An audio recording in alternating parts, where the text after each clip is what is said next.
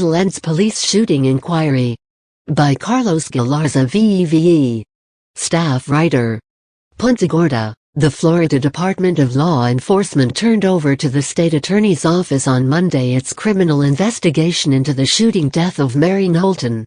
Knowlton was killed by a Punta Gorda police officer August 9 during what should have been a harmless role-play demonstration. FDL handed over its findings 69 days after the agency was called in by Punta Gorda Police Chief Tom Lewis to investigate the shooting that shocked the community and made headlines throughout the country and the world. The results of FDL's findings won't be made public until they have been fully reviewed by the state attorney's office, which, according to SAO spokeswoman Samantha Sion, is not bound by any timetable to complete its review. "We take as long as needed," said Sion, who confirmed that the state attorney's office received FDL's investigative report late Monday afternoon. "What we're doing is reviewing their findings." The Punta Gorda Police. Shooting Pipe 6. Knowlton. Coel. Shooting. From page 1. Department released a statement Monday evening confirming the agency had been notified that the FDL's report was released to the SAO. As of this writing, the city of Punta Gorda has not received a copy of FDL's report, the statement read. And FDL's spokeswoman declined comment. Sion declined to comment further on FDL's investigation, not even saying how many pages long the FDL report is, because it's an active investigation. Knowlton was killed by police officer Lee Coel during a shoot/don't shoot demonstration put on for the benefit of the Punta Gorda Chamber of Commerce. The shooting was witnessed by 35 chamber members. Coel has been on paid administrative leave since the shooting. A day after the shooting, Lewis admitted that the department used a real revolver during the demonstration that should have had blanks. Lewis, who has resisted calls from some circles to step aside while the investigation into the shooting runs its course, has implemented changes since the tragedy, including storing lethal weapons and ammunition apart from non-lethal firearms and ammo. Lewis has said that once the state attorney's office finishes its review of the FDL criminal investigation, and likely determines whether or not criminal charges are warranted, his department would launch an internal review of the incident, and address policies and procedures.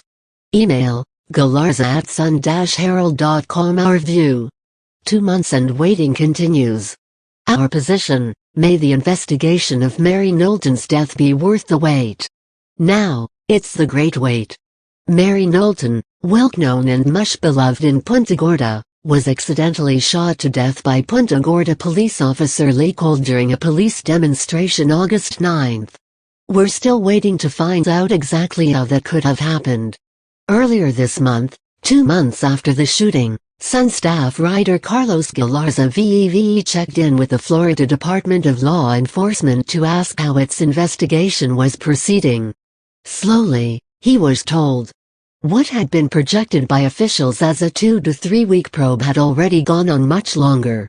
In fact, he wrote, it was not unusual for such investigations to take up to a year to complete. A spokeswoman for the department attributed delays to waiting for forensic and ballistic reports, interviewing and sometimes re-interviewing witnesses, things like that. Mary's case, after all, isn't the only one being investigated by the state. The news was greeted by 2 diametrically opposed points of view. One held that the longer the investigation dragged on, the more it began to take on the shape of a cover-up. This viewpoint held that had a civilian accidentally shot Mary, charges would already have been filed. The shooting may have been an accident, but it was the result of negligence. Coel needed to be fired. Punta Gorda Police Chief Tom Lewis needed to step down because the negligence occurred on his watch. The other point of view was that what took place in front of 35 civilian witnesses from the Punta Gorda Chamber of Commerce and a freelance photographer working for the Sun was an accident. It was tragic, yes. It was horrifying beyond belief, yes. But it was an accident, nonetheless, and an accident means no one is at fault. How that live round inexplicably crept into the gun that Coel fired at the 73-year-old Knowlton was beyond explanation. According to this view, The probe takes whatever time it takes. Length of time does not indicate a cover-up. Speed can compromise accuracy. The point isn't how quickly the findings are released, only that they're correct upon release. Lewis has not stepped down during this dark time for the department. He has never shirked a question. He's not about to start now. We have had communication with the Florida Department of Law Enforcement on the progress of their investigation, and we hope it will be concluded soon, Lewis told The Sun in an email.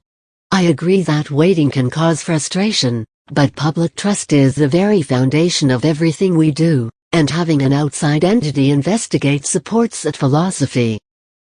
As soon as we are able to release information, we will. We are interested in ensuring the public that we are being as transparent as possible through the entire incident. Of course, there's also Mary's family.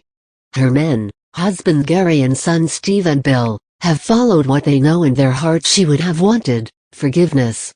But make no mistake. They'd like to see the investigation concluded. They want closure. They want to move forward. In the meantime, Mary's men grieve.